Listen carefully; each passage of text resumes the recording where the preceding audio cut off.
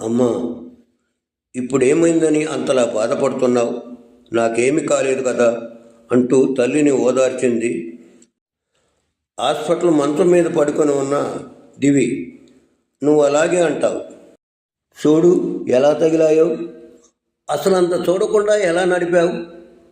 షూటీలో వెళ్ళేటప్పుడు ముందు వెనక చూసుకోవాలని తెలియదా అంటూ కంటి నుండి జారి చెంపలపై చేరిన కన్నీరు తుడుచుకుంటూ అంది యశోద. అయ్యో అమ్మా, నాకేం కాలేదు. ఇప్పుడే డాక్టర్ గారు వచ్చి వెళ్ళారు. మరేం పర్లేదు, ఇంకా 2 రోజుల్లో ఇంటికి పోవచ్చునని కూడా చెప్పారు. నువ్వు అనవసరంగా బాధపడకు. అయినా నా మీద అంత ప్రేమ పెట్టుకొని ఎందుకమ్మా నటిస్తారు అంది కళ్ళ నిండా ఆనంద బాష్పాలు నింపుకొని. ఎవరే నటించేది? నువ్వంటే ఇష్టం లేదని మేమిప్పుడు అనలేదే. చిన్నప్పటి నుండి అల్లారు ముద్దుగా పెంచుకున్న కూతురు తన సొంత నిర్ణయాల్ని తీసుకునే స్థాయికి ఎదిగిందని తెలుసుకోలేకపోయినా గుడ్డివాళ్ళమని తెలిసేలా చేశావు. ఎప్పుడూ మమ్మల్ని అడగకుండా ఏ నిర్ణయం తీసుకోలేదు. మా బంగారం అని ఎంతో మురిచిపోయాడు పాపం మీ నాన్న. అందుకే తన కూతురు ఒక్కసారిగా అంత పెద్ద నిర్ణయం తీసుకోవటం చూసి తట్టుకోలేకపోయాడు. అందుకే ఆ క్షణంలో మాకు నచ్చని పని చేసి మమ్మల్ని బాధ పెట్టావు అన్న కోపం అంతే అంది కంటతడి పెట్టుకుంటూ. యశోద, ఎలాగైతేనే నా మీద కోపం తగ్గి నన్ను చూడటానికి వచ్చావు. నాకు అదే చాలు. నాకు ఇప్పుడు ఎంత సంతోషంగా ఉందో తెలుసా అమ్మా. ఈ యాక్సిడెంట్ ఏదో ఇంకా ముందే జరుగుంటే బాగుండేది అంది ఇంతకాలం కోల్పోయిన తల్లి ప్రేమని ఆస్వాదిస్తూ. చిచ్చి చిచ్చి ఏంటి ఆ అపచకనపు మాటలు? ఇంకెప్పుడు అలా అనకు అంటూ కూతురు నోటికి చేతిని అడ్డుపెట్టింది.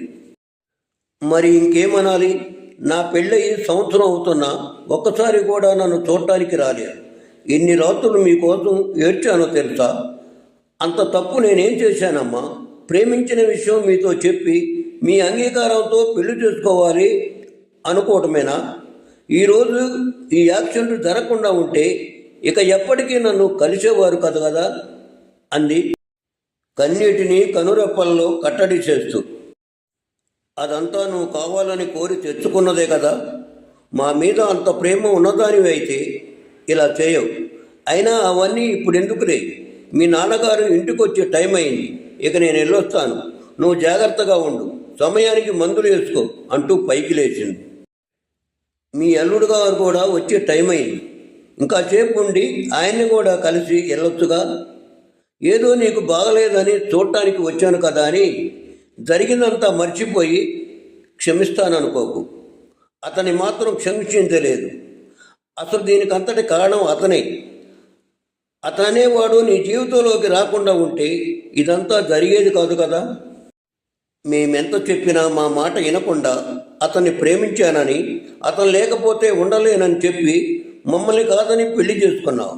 ఇప్పుడేమో ఇలా అనిపిస్తున్నావు. కూతురికి తగిలిన గాయాలను చూసి బాధపడతావు. నీ భర్త ఏం చేశాడు?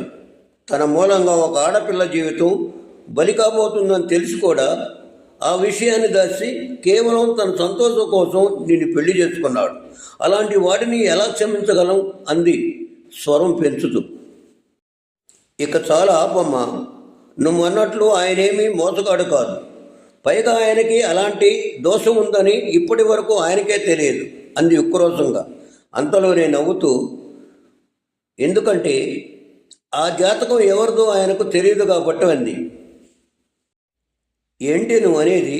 నాకేమీ అర్థం కావటం లేదు అడిగింది కూతురు వైపు ఆశ్చర్యంగా చూస్తూ. అవునమ్మా, నేను మీకు ఇచ్చింది ఆయన అసలైన జాతకం కాదు. ఆయన నాకన్నా 1 సంవత్సరం చిన్నవాడు. అది తెలిస్తే మీరు మా పెళ్లికి ససేమరా ఒప్పుకోరని ఆ క్షణంలో అలా అబద్ధం చెప్పాను. అయినా ఒప్పుకోలేదు సరికదా, మమ్మల్ని బయటికి పంపేశారు. ఆ తర్వాత నిజం చెప్పాల్సిన అవసరం రాలేదు. ఇప్పుడు చెప్పమ్మా, నాకు ఇలా జరగటానికి కారణం ఆయనే అంటావా అంది బాధగా.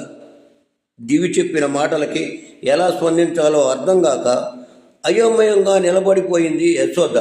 అంతలోనే అక్కడికి వచ్చిన వ్యక్తిని చూసి ఆశ్చర్యపోయారు ఇద్దరు. నాన్న మీరా అంటూ ఆనందంతో కూడిన ఆశ్చర్యంతో దివి కళ్ళు మెరిశాయి.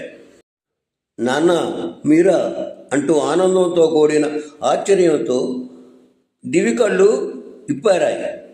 అంతలోనే తండ్రి వెనక లోపలికి వస్తున్న భర్త కళలోని ఆనందాన్ని చూసి విషయం గ్రహించిన దివి కంటికొచ్చిన కన్నీరు బిందువు తలుపును మెరిసింది.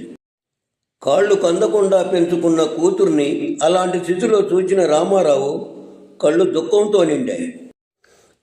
ఒక్క అడుగులో కూతురును చేరి లాలనగా తల్లిని సృజించాడు.